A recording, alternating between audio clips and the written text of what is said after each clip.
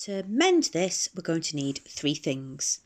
A nice sharp pair of scissors, a needle, and you want one that's got a fairly large eye, and ideally that is quite blunt. That's going to make it easier to work with. So like a darning or crafting needle is best. And then you're also going to need some replacement thread to add in here.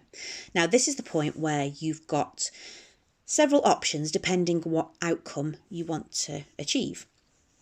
So if you want to mend this invisibly so that it disappears, then ideally you need the same or a very similar yarn to go over here. Now, if this was a much bigger patch that I was trying to cover, that's going to be a lot harder to mend invisibly, and at that point I might choose to mend it visibly and make a bit of a feature out of it. So instead of something similar, I might want to go for something contrasting, or I might want to make a bit of a pattern and sort of make this mend into part of the story of the wrap and accept that it's always going to be seen, so I'll make it look nice. But this is a very small patch, so I am going to try and mend it invisibly, and the way I'm going to do that is by getting some donor threads from a piece of scrap that I've got. Now this scrap is actually a different wrap, but they both have the same weft. I know that out of situ they do look a slightly different colour, but it is exactly the same yarn and it will look the same when it's woven into there. So what I'm going to do is work some of these weft threads out from the side, and then I can use them for my mend.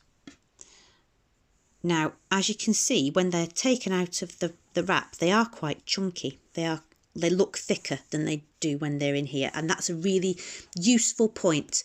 No matter whether you're mending weft or warp, it's always good to go for something that's at least as thick, if not a little bit thicker, than the original yarn that it's replacing. So embroidery cotton is great for warps, and something maybe up to a fingering weight of yarn, like a knitting yarn, is good for the weft.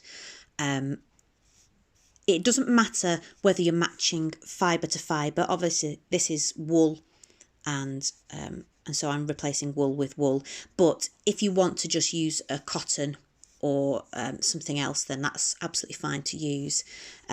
This weft thread, warp thread is very strong, you can't snap it very easily, that's why we use it.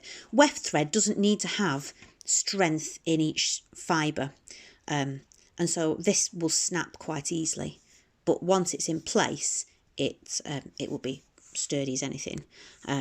But just be careful when you're working out wool threads especially, that they don't just snap when you're taking them out of your scrap piece.